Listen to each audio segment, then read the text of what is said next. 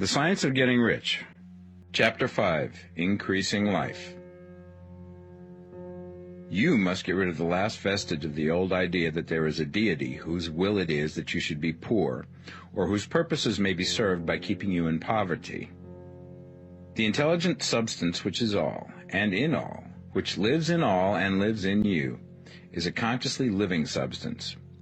Being a consciously living substance, it must have the nature and inherent desire of every living intelligence for increase of life.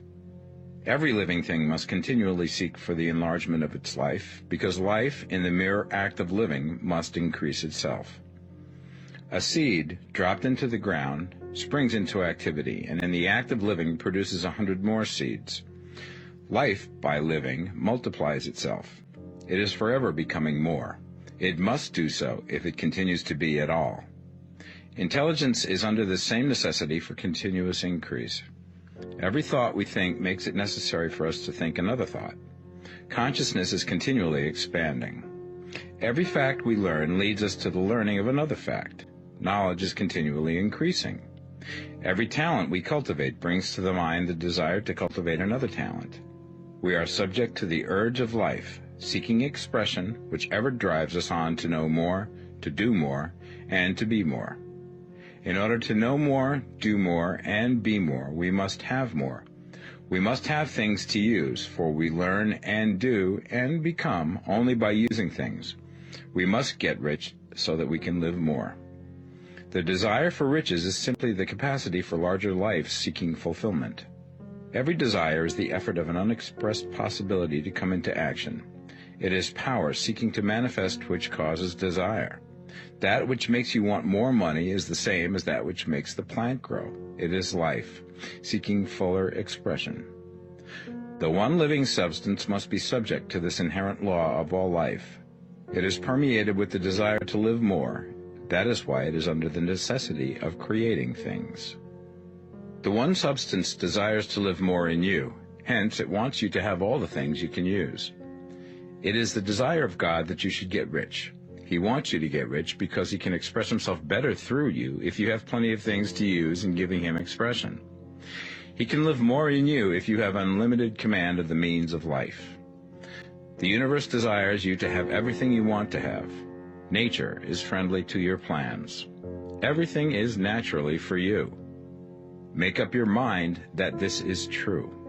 It is essential, however, that your purpose should harmonize with the purpose that is in all. You must want real life, not mere pleasure of sensual gratification. Life is the performance of function, and the individual really lives only when he performs every function, physical, mental, and spiritual, of which he is capable, without excess in any. You do not want to get rich in order to live swinishly, for the gratification of animal desires, that is not life. But the performance of every physical function is a part of life, and no one lives completely who denies the impulses of the body a normal and healthful expression. You do not want to get rich solely to enjoy mental pleasures, to get knowledge, to gratify ambition, to outshine others, to be famous. All these are a legitimate part of life, but the man who lives for the pleasures of the intellect alone will only have a partial life, and he will never be satisfied with his lot. You do not want to get rich solely for the good of others, to lose yourself for the salvation of mankind, to experience the joys of philanthropy and sacrifice. The joys of the soul are only a part of life, and they are no better or nobler than any other part. You want to get rich in order that you may eat, drink, and be merry when it is time to do these things, in order that you may surround yourself with beautiful things, see distant lands, feed your mind, and develop your intellect, in order that you may love men and do kind things, and be able to play a good part in helping the world to find truth.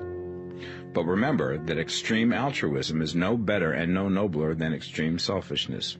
Both are mistakes. Get rid of the idea that God wants you to sacrifice yourself for others, and that you can secure his favor by doing so. God requires nothing of the kind.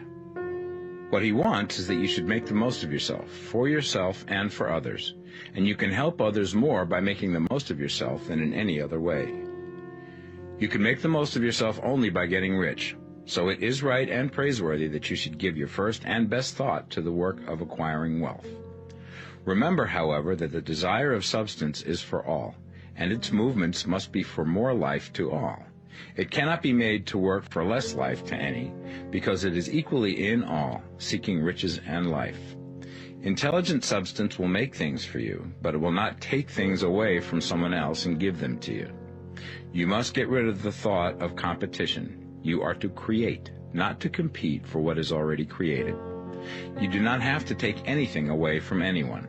You do not have to drive sharp bargains. You do not have to cheat or to take advantage.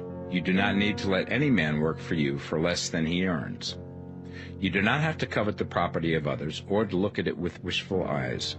No man has anything of which you cannot have the like, and that without taking what he has away from him. You are to become a creator, not a competitor. You are going to get what you want, but in such a way that when you get it, every other man will have more than he has now. I am aware that there are men who get a vast amount of money by proceeding in direct opposition to the statements in the paragraph above, and may add a word of explanation here. Men of the plutocratic type who become very rich do so sometimes purely by their extraordinary ability on the plane of competition, and sometimes they unconsciously relate themselves to substance and its great purposes and movements for the general racial upbuilding through industrial evolution. Rockefeller, Carnegie, Morgan, et al. Have been the unconscious agents of the supreme in the necessary work of systematizing and organizing productive industry, and in the end, their work will contribute immensely towards increased life for all. Their day is nearly over, they have organized production, and will soon be succeeded by the agents of the multitude, who will organize the machinery of distribution. The multimillionaires are like the monster reptiles of the prehistoric eras. They play a necessary part in the evolutionary process, but the same power which produced them will dispose of them, and it is well to bear in mind that they have never been really rich. A record of the private lives of most of this class will show that they have really been the most abject and wretched of the poor. Riches secured on the competitive plane are never satisfactory and permanent. They are yours today and another's tomorrow. Remember, if you are to become rich in a scientific and certain way, you must rise entirely out of the competitive thought. You must never think for a moment that the supply is limited. Just as soon as you begin to think that all the money is being cornered and controlled by bankers and others, and that you must exert yourself to get laws passed to stop this process, and so on, in that moment you drop into the competitive mind, and your power to cause creation is gone for the time being. And what is worse, you will probably arrest the creative movements you have already instituted. Know that there are countless millions of dollars worth of gold in the mountains of the earth, not yet brought to light, and know that if there were not, more would be created from thinking substance to supply your needs. Know that the money you need will come, even if it is necessary for 1,000 men to be led to the discovery of new gold mines tomorrow. Never look at the visible supply. Look always at the limitless riches in formless substance, and know that they are coming to you as fast as you can receive and use them. Nobody, by cornering the visible supply, can prevent you from getting what is yours. So never allow yourself to think for an instant that all the best building spots will be taken before you get ready to build your house, unless you hurry. Never worry about the trusts and combines, and get anxious for fear that they will soon come to own the whole earth. Never get afraid that you will lose what you want because some other person beat you to it. That cannot possibly happen. You are not seeking anything that is possessed by anybody else. You are causing what you want to be created from formless substance, and the supply is without limits. Stick to the formulated statement.